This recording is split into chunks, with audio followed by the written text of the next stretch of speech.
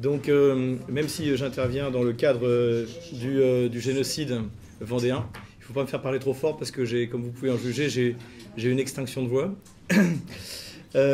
Donc, j'ai rebaptisé en fait mon intervention bolchevisme et populicide, 15 millions de morts. Donc 15 millions de morts, vous comprenez pourquoi, puisque en fait c'est ce qu'aura coûté à la Russie du point de vue humain la période qui va de la révolution bolchevique en 1917 jusqu'à, on va dire, la Deuxième Guerre mondiale. Et j'ai décidé d'appeler ça populicide parce que j'estime, je pense que les gens sont d'accord avec moi, que le terme génocide suppose une détermination biologique ou raciale, osons le mot, de la personne que vous voulez anéantir. Or, ce n'est pas parce que, par exemple, Sverdlov est juif qu'il tue l'empereur Nicolas II qui est slave. Il le tue parce que c'est un prince chrétien et qu'il veut rendre, comme la Révolution française, eh bien, la révolution irréversible. De la même manière, ce n'est pas parce que Staline est géorgien qu'il décide de tuer les Slaves, que ce soit en Ukraine ou dans le sud de la Russie, ou les Kazakhs au Kazakhstan. Donc j'ai fait ce choix de populicide et de toute manière même les héritiers du marxisme-léninisme, que ce soit en Chine ou au Cambodge par exemple, eh bien en fait assassinent leur propre peuple. Donc j'estimais qu'il n'y a pas de déterminisme biologique ou racial dans ces massacres de masse qui ont été faits, ce qui n'enlève rien à l'horreur que ça représente, mais je voulais être précis dans les termes, et en plus j'aime bien ce terme qu'a inventé Gracchus Babeuf, comme nous l'a rappelé Ronald Secher tout à l'heure. Donc je vais dans une première partie revenir un peu sur la chronologie des exterminations des bolcheviques, parce que je pense qu'il faut quand même rappeler un peu le contexte, et surtout qu'il y a une différence vis-à-vis de la Révolution française, c'est que ça dure beaucoup plus longtemps. Et que ça s'étale dans le temps et qu'il y a des soubresauts, ça s'arrête, ça repart, ça s'arrête, ça repart. Il y a aussi un aspect qui est original, c'est que ça finit par être mondial en fait. Dans un deuxième temps, je voudrais aborder un peu la question du pourquoi. Parce que la question qu'on se pose quand on voit ces horreurs, c'est de se demander mais comment est-ce qu'on en est arrivé là? Comment est-ce que tout d'un coup, une partie de la population, minoritaire, mais disposant du monopole de la violence, s'est mis à exterminer toute une autre partie de sa population, même quand le cycle de la guerre civile est terminé. Et donc je pense que pour répondre à ça, il faut remonter un peu dans l'histoire, y compris l'histoire des idées. C'est ce que je vais essayer de tâcher de faire avec vous. Et ça, ce sera ma deuxième partie. Et surtout, et à la fin, j'essaierai de conclure aussi sur les questions qui posent sur la négation, le mémoricide, pour reprendre le terme toujours de Ronald Secher, pour reprendre le terme, c'est-à-dire est-ce qu'il y a déjà une négation de ces crimes en Russie, et est-ce qu'il y a une négation de ces crimes par les intellectuels occidentaux? Et donc j'essaierai de répondre à cette question en me fondant sur le développement de mon exposé. Donc effectivement, le carnage commence en 1917. Vous savez, en octobre 1917, eh bien, les bolcheviks, sur un coup d'État, qui n'est pas du tout un soulèvement populaire, qui est un coup d'État mené par une minorité déterminée et bien entraînée, eh bien, réussit. Et la Première République, rappelons-le aussi, c'est pas l'empereur qui tombe, l'empereur il est tombé en février, la Première République russe est abattue et les bolcheviks arrivent au pouvoir. Le système de répression se met en place quasiment immédiatement par la création sous les ordres du fameux Félix Dzerzhinsky du comité militaire révolutionnaire de Petrograd, qui est transformé en Tchéka en décembre 1917. Donc vous voyez, ça va très vite. On peut noter, il est intéressant de noter que cette Tchéka est composée quasiment uniquement de Polonais et de Baltes. Et ça, c'est aussi un aspect de la révolution russe, c'est qu'en fait, il y a eu une espèce de convergence des luttes entre les peuples qui vivaient sous l'Empire russe et qui voulaient leur indépendance ou leur autonomie, et différents courants politiques plus radicaux qui voulaient faire la révolution. Et ce qui fait qu'on va retrouver souvent des minorités de l'Empire russe aux commandes de la révolution bolchevique. La plus grosse minorité, ça c'est Solzhenitsyn qui le raconte dans 2 siècles ensemble, ce sont les Juifs, qui fournissent en plus des fonctionnaires de remplacement, puisque les fonctionnaires russes cessent de travailler à partir de la révolution bolchevique, et donc il faut les remplacer, et finalement il y a une classe éduquée qui est disponible. Et donc c'est eux qui prennent le pouvoir à ce moment-là, mais ils ne sont pas les seuls, et c'est pour ça que vous verrez par exemple des Polonais. Dzerzhinsky lui-même est un aristocrate polonais, et donc c'est lui qui va démarrer la répression. Et ça va démarrer quasiment immédiatement. Non seulement il y a les répressions qui vont démarrer, mais le système concentrationnaire aussi va démarrer. Donc ça aussi, c'est pour répondre à ceux qui tentent de nous expliquer qu'en fait, il y a eu Lénine et Staline. Hein, c'est un peu la théorie qu'on nous sortait. Et qu'en fait, Staline est le méchant et que Lénine était le gentil. Et en fait, c'est pas du tout ça. La fureur bolchevique démarre dès les premières heures de l'arrivée des bolcheviks au pouvoir. Et ils commencent à massacrer dans les différents territoires. Et il faut voir que ces massacres donc commencent en gros dans la grande partie dès janvier 1918. Et ils sont liés à la réquisition. Parce que quand les bolcheviks arrivent au pouvoir, ils ont un problème de se nourrir eux et de nourrir les villes.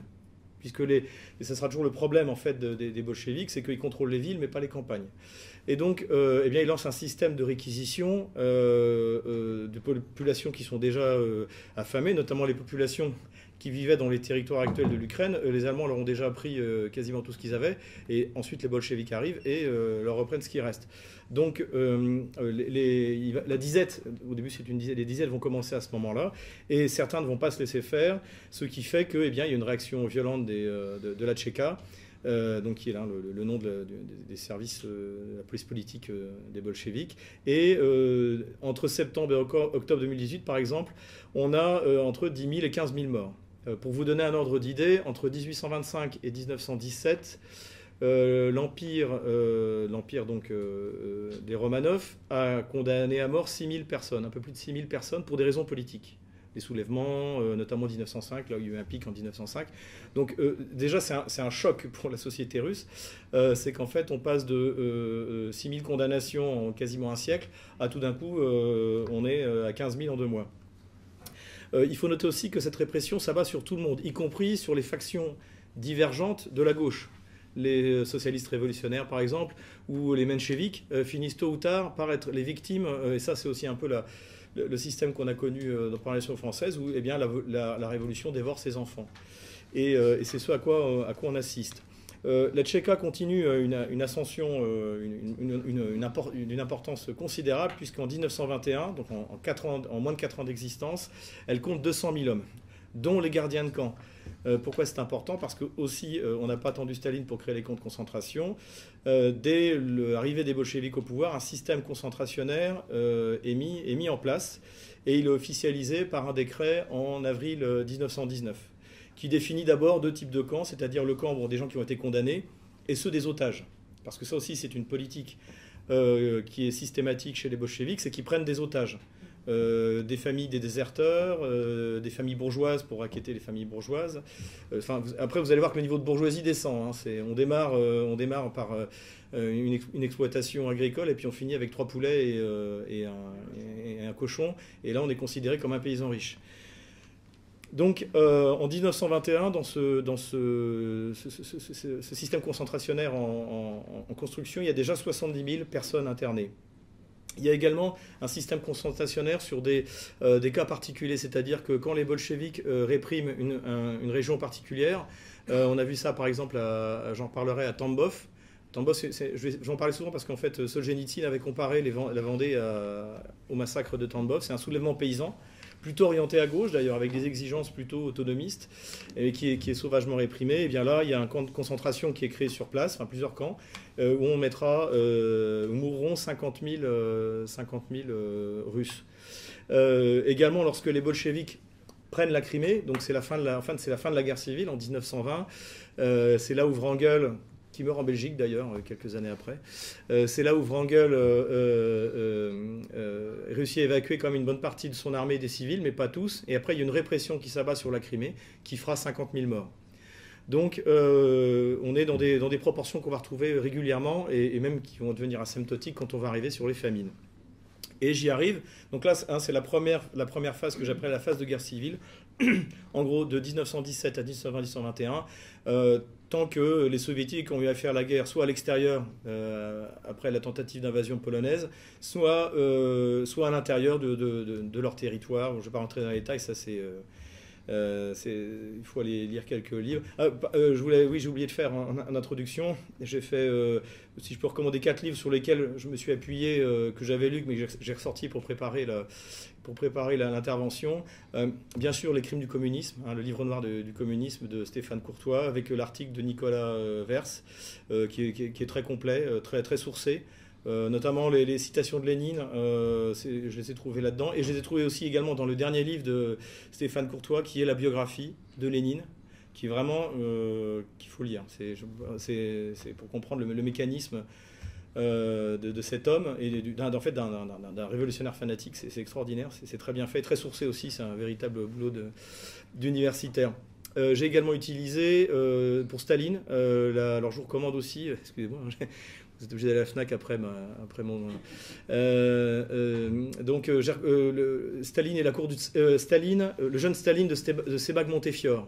C'est toute la partie de Staline qui en fait était très peu étudiée, où il est en fait un terroriste politique et un braqueur de banque jusqu'en 1900, jusqu'à son départ en camp à l'autre bout de la Russie.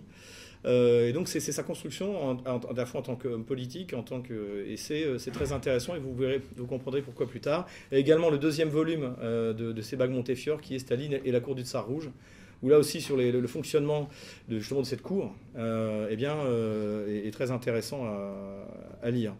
Donc j'en reviens à la suite de mon exposé. La deuxième période, en fait, c'est ce que je reprends un peu le découpage de Nicolas Vers. C'est de 1921, de Tambov à la Grande Famille. Donc, comme je vous l'ai dit, Tambov, c'est un des principaux soulèvements paysans au début des années 20 et qui est sauvagement réprimé. Il arrive aussi également dans le cadre de la NEP, puisque voyant que même en violentant les paysans, ils ne peuvent pas produire plus que ce qu'ils ont, et surtout, en plus, après, quand on les tue, ils ne peuvent plus produire du tout. Donc il y a un relâchement et un petit retour vers l'économie de marché, mais ça n'empêche pas que la répression va continuer, et surtout, il va y avoir, dans le cadre des ouvriers, une militarisation, qui va aussi avoir de nombreux morts comme conséquence, une militarisation de la production. Et là où ça va être le plus terrible, ça va être dans les mines du Donbass, où là en fait on va envoyer les mineurs avec quasiment rien dans le ventre travailler, donc tout ce qui est limite horaire là explose, un petit message à la gauche française qui veut la limitation du temps de travail. À l'époque c'était pas ce que voulait Lénine, et donc on fait travailler les gens quasiment tout le temps, ils sont quasiment pas habillés, ils se passent les chaussures les uns aux autres. Enfin, c'est épouvantable. Et cette militarisation de la production va être généralisée petit à petit dans la plupart des régions du RSS, notamment parce qu'en plus la production industrielle va s'effondrer. Donc toute cette politique aberrante, donc de confiscation et de massacre, aboutit en fait que la Russie, enfin déjà l'URSS, est contrainte de faire appel à l'aide internationale parce qu'elle subit une famine épouvantable. Et donc elle appelle la Croix-Rouge à l'aide. Et malgré cette aide, d'autant plus qu'après, au fur et à mesure, c'est mal accepté par une partie des bolcheviks qui disent on n'a pas besoin des autres. Et donc finalement, après, l'aide est rejetée. Enfin bon, c'est un mépris complet vis-à-vis de la survie de ces individus. Et ce qui fait que, et là c'est le premier gros chiffre, entre 1921 et 1922, par les massacres ou par la famine, meurent 5 millions d'habitants de l'Empire. Il faut savoir que Lénine a théorisé la famine. On revient à ce qu'on a vu également avec Ronald Schechter. Et il le dit, ça il l'écrit, donc ça vous trouvez ça les sources chez Stéphane Courtois, que la famine est son allié pour la lutte contre son ennemi principal qui est l'orthodoxie. Et il dit les paysans prieront l'électricité plutôt que Dieu. Donc cette famine en fait est un prétexte bien sûr pour piller tous les biens d'église. Ça vous rappelle rien, en fait pour exterminer le clergé orthodoxe. Et en 1922 sont éliminés 2691 prêtres, 1962 moines, 3447 moniales. Et tous les autres sont envoyés en camp de concentration jusqu'en 1941, où là Staline, devant l'invasion, se dit que c'est peut-être bon de ressortir les prêtres et les champs de l'armée impériale pour essayer de résister à Hitler. Donc ce système connaît donc un premier pic dans les années 1922. Et à partir de fin 1923 et jusqu'en 1927, il y a une forme de trêve, notamment par finalement la nouvelle politique économique recommence à fonctionner, les paysans recommencent à travailler la terre, donc l'État peut prélever de quoi nourrir les villes sans affamer les campagnes, sauf que la fin 1927, les récoltes sont moins bonnes. Enfin, c'est pas qu'elles sont moins bonnes, mais en gros la collecte, parce que c'est aussi un système déjà bureaucratique qui fonctionne mal. La collecte est beaucoup moins efficace, et surtout, en fait, quand les bolcheviks collectent les grains, ils les laissent pourrir. Donc il y a des pertes qui sont énormes. Et finalement, Staline, donc, qui désormais est au pouvoir depuis 1924, mais en fait depuis 1923, hein, puisque Lénine n'est plus aux commandes dès 1923, se dit que c'est le bon moment de lancer, dans le cadre de la dictature du prolétariat, puisqu'il faut arriver à la société sans classe, la collectivisation des terres. Et c'est là que ce qui va accoucher du deuxième et du plus grand carnage que les bolcheviks aient pu mettre en place. Donc ils considèrent que, comme ils ne contrôlent pas les campagnes, c'est un peu la hantise des bolcheviks de ne pas contrôler les campagnes, eh bien, on va mettre des bastions qui seront les kolkhozes et les sovkhozes, où on va collectiviser la terre. Le problème, c'est que les paysans russes n'en veulent pas. Ils sont contents notamment d'une bonne chose qui avait commencé avec la Révolution, c'était la terre aux paysans. Et là, finalement, en fait, ils s'aperçoivent que ça va être encore pire et qu'on va créer donc ces grandes structures qui va les dévorer.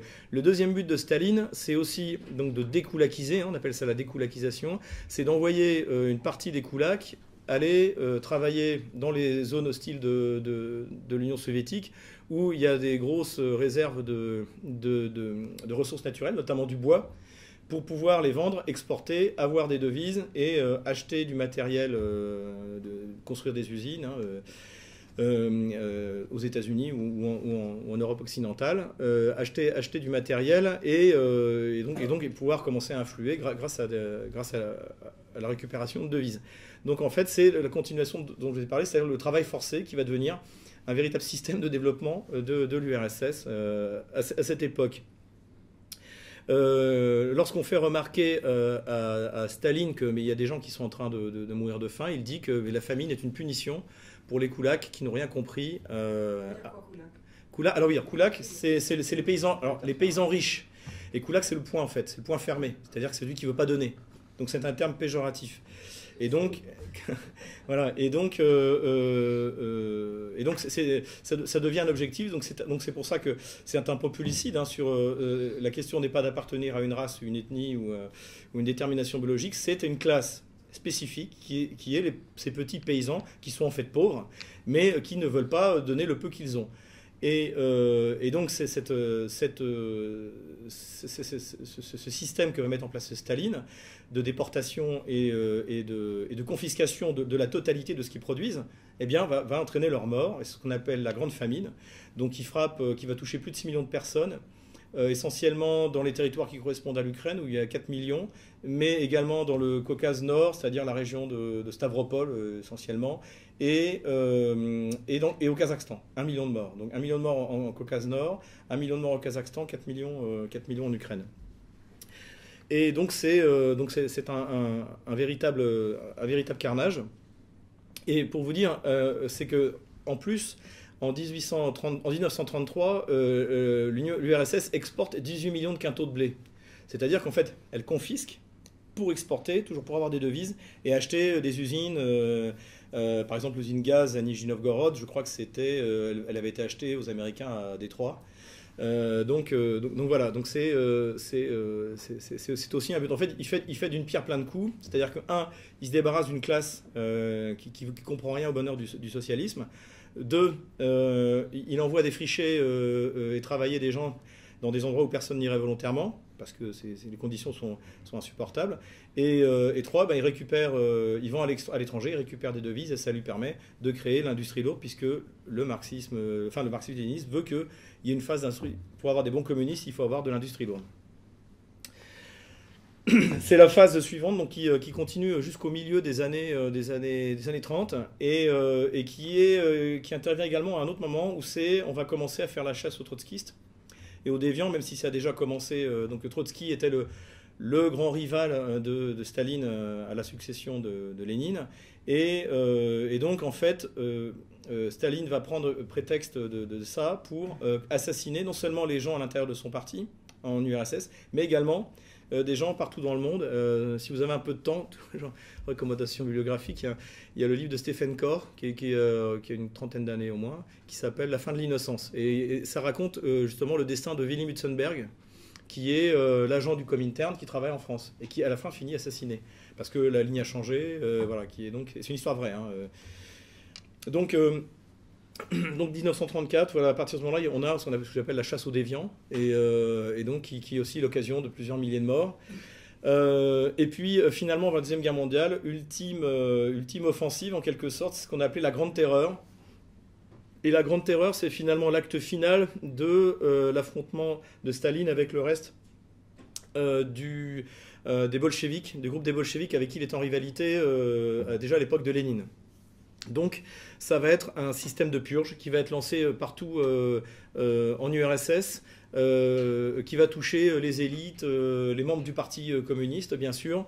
Et ce qui est surtout intéressant, et ça c'est raconté dans le bouquin de Sebag Montefiore, la cour du Tsar Rouge, c'est-à-dire qu'en fait, parce que ça va expliquer un peu le fonctionnement aussi de ce système totalitaire, c'est que donc Moscou envoie des quotas à respecter de gens à assassiner,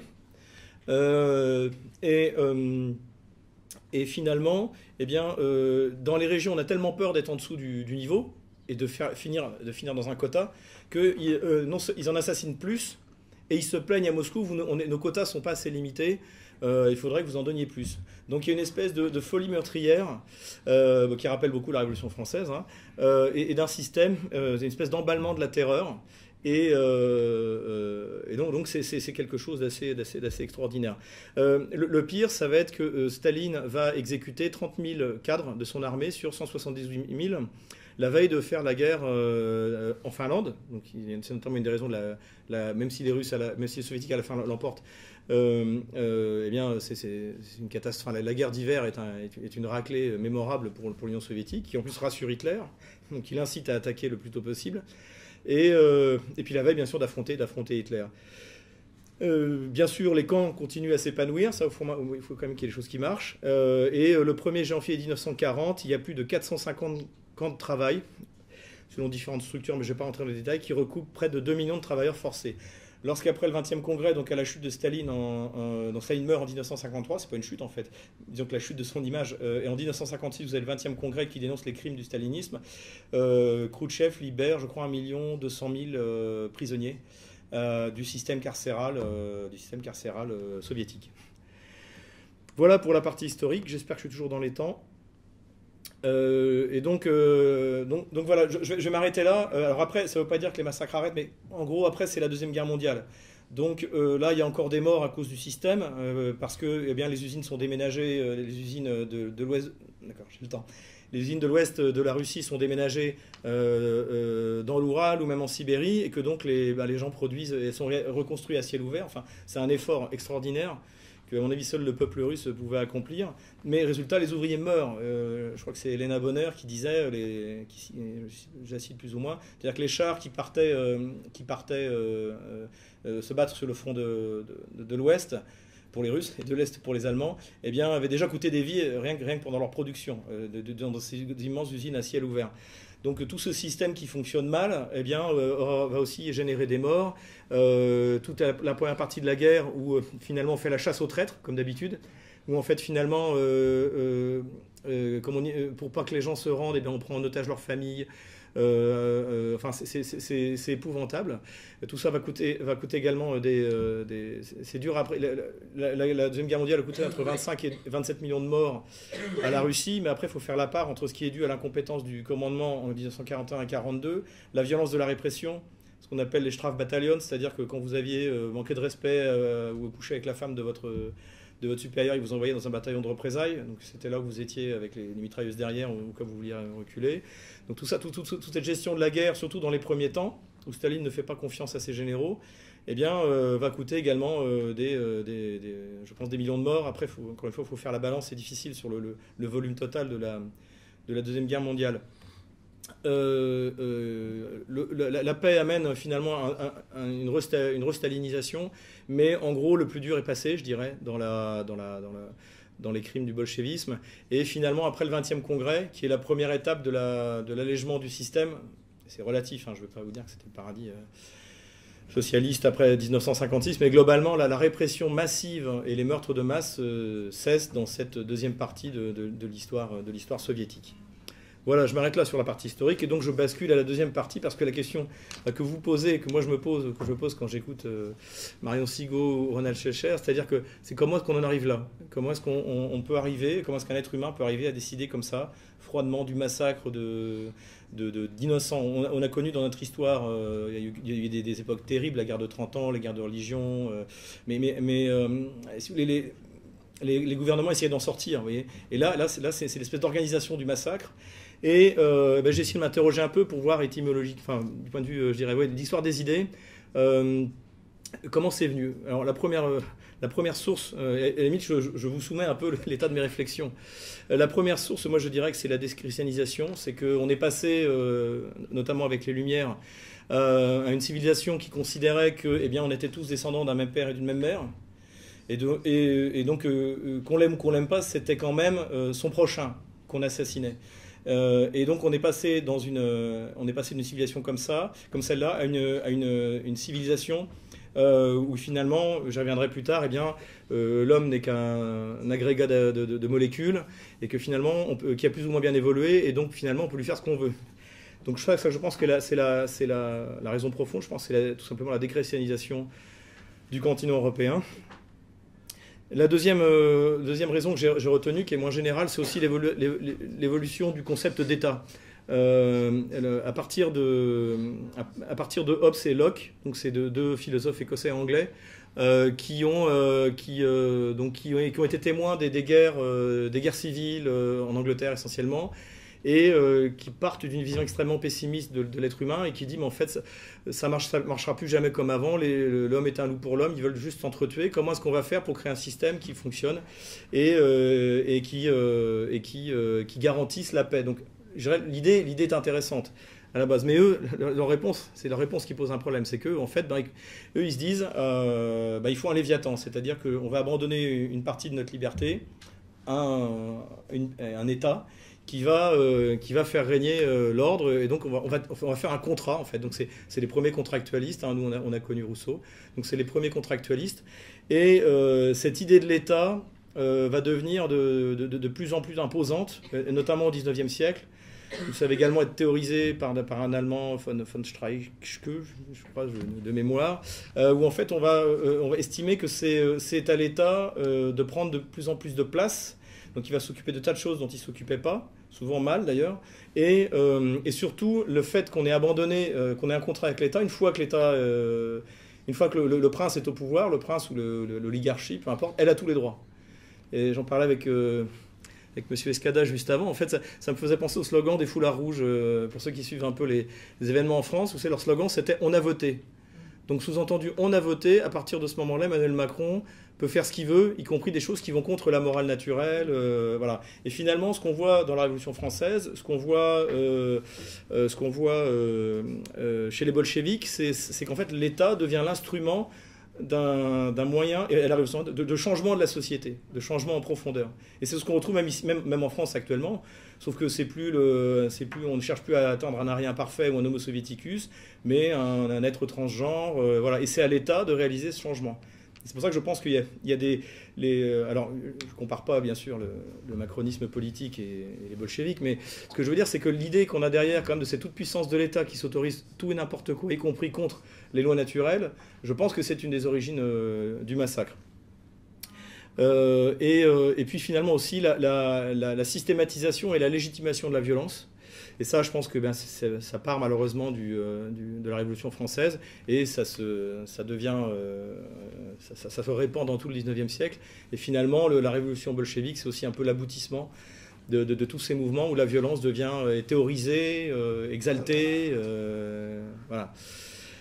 La référence des bolcheviks, eh bien, ça, c'est évident, c'est la Révolution française. Donc là, je vous recommande de lire, encore une fois, le livre de Stéphane Courtois pour voir l'influence que ça a eu sur Lénine. Mais les références sont permanentes. Par exemple, lorsque Lénine choisit, dès le début de la répression, Dzerzhinsky pour la répression, il le dit « J'ai besoin de mon Fouquier-Tinville ». Et donc, c'est Dzerzhinsky. L'extermination des Cosaques en février-mars 1919, les bolcheviks qualifient ça eux-mêmes de Vendée bolchevique. Et les bolcheviks sont fiers d'utiliser le mot terreur. C'est exactement comme Robespierre. C'est-à-dire, c'est pas comme s'ils essayaient de tuer les gens sans le dire ou en s'en cachant. La terreur, elle est considérée comme un instrument. Tout à fait valide. Je voudrais citer justement cette phrase de Robespierre dans son discours du 5 février 1794, justement, où il légitime la terreur. Quelques extraits qui à mon avis, caractérisent à la fois la Révolution française et le bolchevisme. Enfin, la révolution, en tout cas la terreur révolutionnaire et le bolchevisme. Il faut étouffer les ennemis intérieurs et extérieurs de la République, ou périr avec elle. Or, dans cette situation, la première maxime de votre politique doit être qu'on conduit le peuple par la raison et les ennemis du peuple par la terreur. Si le ressort du gouvernement populaire dans la paix est la vertu, le ressort du gouvernement populaire en révolution est à la fois la vertu et la terreur. Et ça, c'est la partie la plus connue. La vertu sans laquelle la terreur est funeste, la terreur sans laquelle la vertu est impuissante. La terreur n'est autre chose que la justice, prompte, sévère, inflexible. Elle est donc une émanation de la vertu. Donc ça, cette idée de la terreur va être totalement reprise par les bolcheviks. Et ils vont parler eux-mêmes de terreur rouge, voilà. Donc c'est vraiment quelque chose de fondamental. Et on observe la même criminalisation en fait des troupes bolcheviques qu'on observe à la Révolution française, c'est-à-dire pillage, viol, tout ce qu'a décrit Marion Ségaud dans son intervention précédente. On retrouve ça dans les exactions des bolcheviks. Et c'est justifié, parce qu'en même temps, il y a une déshumanisation de l'oppresseur, du riche, et même les termes, hein, les paysans riches, quand vous avez 3 poulets et un lopin de terre. Donc c'est toujours la même chose. Et notamment, pour revenir aux paysans, la manière dont Lénine conçoit le rôle des paysans, ça, il le conçoit en étudiant la Révolution française. Et parce qu'il sait qu'en fait, les problèmes, il les aura avec les paysans. Et ça, c'est son étude de la Révolution française qui va lui permettre de le faire. Et finalement également un trait qui est aussi très typique qu'a souligné Solzhenitsyn en son temps, c'est-à-dire c'est la haine de tous contre tous, hein. On voit beaucoup ça dans les récits sur l'univers concentrationnaire, hein, qui finalement est une réplique de la société bolchevique. C'est-à-dire qu'en fait tout le monde a tellement peur qu'on dénonce son voisin avant de se faire dénoncer soi-même. Et ça, pendant ces grandes purges, eh bien finalement c'est quelque chose qu'on retrouve. Parmi les autres inspirations des bolcheviks, il y a évidemment ce que j'appelle le marxisme, darwinisme et léninisme. Ça, je vous renvoie encore une fois donc, au livre de Stéphane Courtois. Le darwinisme, c'est-à-dire en fait cette idée que seuls les meilleurs survivent, et donc c'est pas grave d'en tuer puisque ceux qui vont survivre, ce sera les meilleurs, eh bien, va hanter le 19e siècle. Et avoir des conséquences. Enfin, il faut suivre Mein Kampf, hein, c'est du darwinisme à toutes les pages. Et bien le bolchevisme n'y fait pas exception. Et notamment, vous voyez ça donc Lénine parle beaucoup de Darwin, c'est quelque chose de très important pour lui. Et Staline. Et dans la biographie de Staline de Sebag Montefiore, le jeune Staline, Sebag Montefiore explique, documenté, hein, que Staline perd la foi en lisant le livre sur l'origine des espèces de Darwin. Et si vous voulez, ça va conditionner ça va conditionner en fait ce marxisme-léninisme, c'est-à-dire que encore une fois, on peut tuer une grande quantité de personnes, c'est pas grave puisque les meilleurs vont survivre.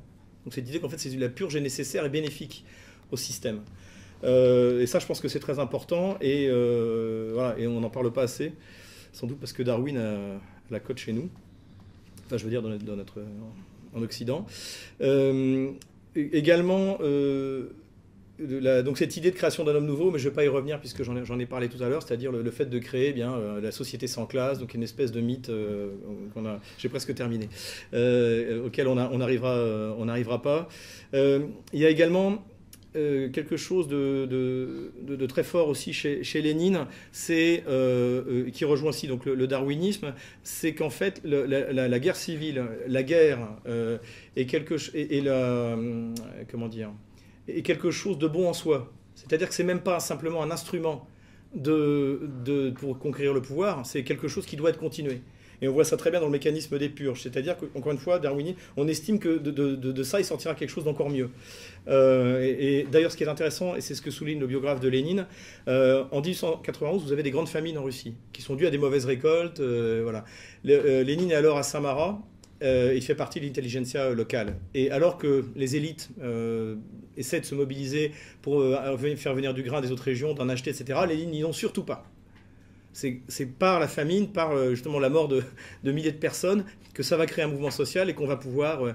Donc il y a une espèce de fascination morbide pour la guerre, surtout quand elle est la guerre civile, et une exaltation vraiment de la dureté.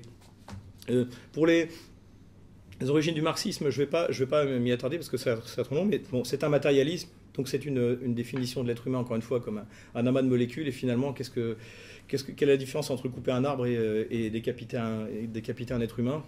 Il n'y en a pas tant que ça, donc c'est bon. Je suis désolé de passer rapidement là-dessus, mais sinon on aura trop de temps. Mais ce qui est clair, c'est que, et ça je pense que c'est important, parce que c'est ce qu'on va entendre surtout les intellectuels de gauche, c'est de dire oui, mais c'était pas le bon marxisme. Alors moi, la seule question que je pose, c'est à partir de combien d'essais on arrête? Et s'ils veulent faire un essai, si possible, ne le faites pas en France la prochaine fois. Mais le fait est que bon, voilà, ça finit toujours pareil, mais globalement, mais attendez, cette fois c'est la bonne, vous inquiétez pas. Donc comme j'estime que les populations ne sont pas des lapins de laboratoire, je pense qu'on pourra arrêter l'expérience maintenant tout de suite, là, si c'est possible. Également, comparaison avec la Révolution française, apparition d'une élite de fanatiques, quasiment religieuse, ça aussi c'est Bagmontefiore, la cour du Tsar Rouge, qui se sent investi, qui exalte sa propre dureté. Ordzhonikidze, qui est un géorgien, un ami de Staline, qui était un grand responsable des massacres, disait ça: la génération qui va sortir de ces années de guerre va être d'une fermeté, d'une dureté extraordinaire. Nous allons créer quelque chose de complètement nouveau. Ça c'est vrai. Hein. Et donc voilà, donc cette espèce de culte de la force sans limite. Et donc finalement, qui aboutit à ce qu'on a connu. Voilà les réflexions un peu que je me suis faites sur les origines du mal. Bon, on pourra encore en parler beaucoup, je penserais même l'occasion d'un débat complet. J'arrive à ma conclusion, hein, rassurez-vous Hubert. Donc évidemment... pardon Hugues. Hugues. Évidemment, le bolchevisme a trouvé sa matrice dans la Révolution française. Enfin, je pense que je l'ai suffisamment démontré. L'emploi du terme de la terreur, cette idée d'avoir reçu une mission sacrée, alors on ne sait pas de qui, etc. etc. Il y a un autre aspect que je n'ai pas évoqué, mais je vais en parler en une phrase. Il y a un autre populicide que l'on doit aux bolcheviks et qui se perpétue jusqu'à nos jours, parce qu'en 2022, on fêtera le siècle d'avortement, puisque pour la première fois au monde, sous décision de Lénine, en 1922, l'avortement devient laïque, gratuit et obligatoire. Non, je plaisante, c'est pour faire... Donc l'avortement est autorisé, et c'est la première fois dans notre histoire récente, dans l'histoire contemporaine, que un État reconnaît l'avortement, et on en a les conséquences jusqu'à aujourd'hui. Alors, pour presque finir ma conclusion, la gauche a adopté deux stratégies vis-à-vis de ces crimes. La première, c'était la négation. Donc vous avez eu des théories, il y a une historienne communiste, la Croiriste, qui explique qu'en fait non, c'est dû à des mauvaises récoltes. Et c'est toujours la faute ou c'est la faute de l'étranger. En fait, on ressort exactement ce que sortaient les bolcheviks à l'époque. Et il y a aussi beaucoup plus vicieux, c'est l'attribution des massacres au peuple.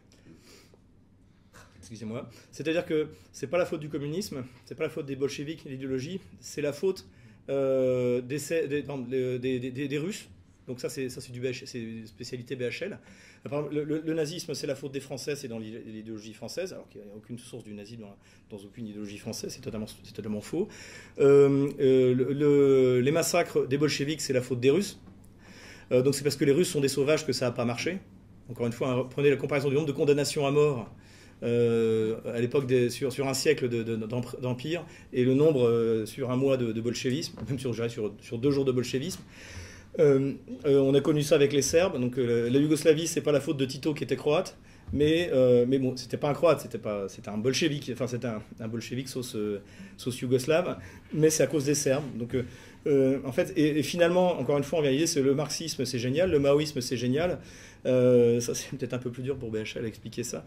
Mais en gros, c'est parce que en fait, ça s'est appliqué à chaque fois sur des peuples de sauvages, et donc ça n'a pas marché. Mais sinon, le marxisme, c'est génial, et on est prêt pour le prochain essai. Donc voilà un peu, bon, je pense qu'aujourd'hui, toutes ces négations ou ces espèces de votage en tous fonctionnent plus très, très bien. La question se pose, et donc c'est mon avant-dernière conclusion. Le mémoricide, est-ce qu'il y a un mémoricide en Russie sur les crimes? Ah ben, pas du tout.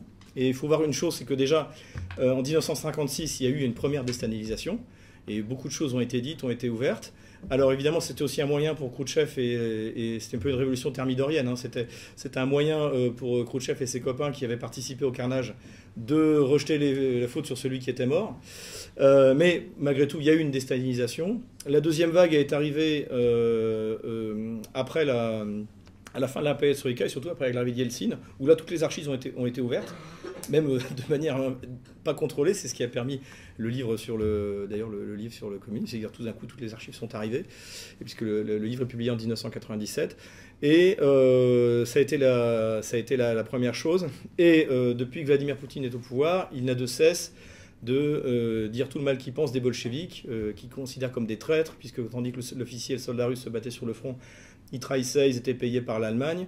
L'historiographie russe a beaucoup travaillé sur justement d'où venait l'argent des bolcheviks, parce que on sait que les Allemands payent jusqu'en novembre. Mais on s'aperçoit en fait finalement, les archives américaines ont été ouvertes, que Wilson aussi a largement contribué, parce qu'il ne voulait pas que les Russes fassent partie des vainqueurs, sinon ça voulait dire que Istanbul s'appelait Constantinople, et c'était pas du tout le plan anglo-saxon. Donc les bolcheviks aujourd'hui, en tout cas par les élites russes, sont considérés, la révolution est considérée comme quelque chose de mal. J'ai fait une vidéo, je me souviens plus laquelle, sur Stratpol, où j'avais sous-titré une interview qui est faite dans les bâtiments, je crois que c'est au Kremlin. Enfin bon, ils interviewent les différents représentants des différents partis pour savoir ce qu'ils pensent de la révolution bolchevique. Donc le plus gros parti, c'est Russie Unie. Pour tous, c'est on va commémorer, pour jamais oublier qu'il ne faut plus jamais le refaire. Ça, c'est vraiment... voilà. Le plus drôle, c'est le communiste, ça va vous faire rire. Donc Zyuganov, le leader communiste, dit mais heureusement qu'il y a la révolution bolchevique, parce que comment il s'appelait, le premier président russe, Kerensky, merci. Kerensky était un franc-maçon, il était entouré de francs-maçons, et si les bolcheviks n'étaient pas arrivés, on serait gouverné par des francs-maçons. Donc ça, c'est la version communiste russe de l'histoire.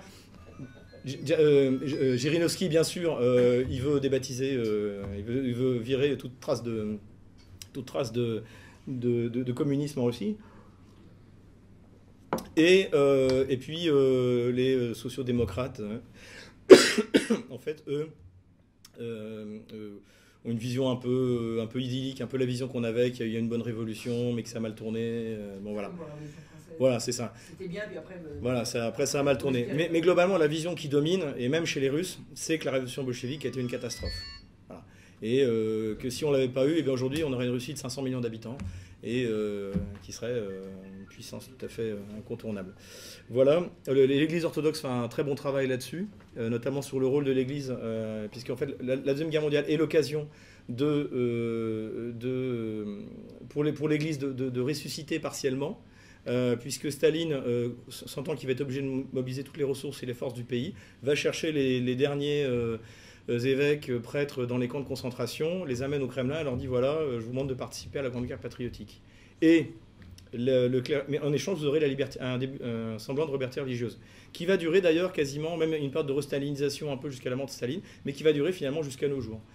Alors bon, c'est pas parfait, mais finalement, les grandes persécutions religieuses s'arrêteront là.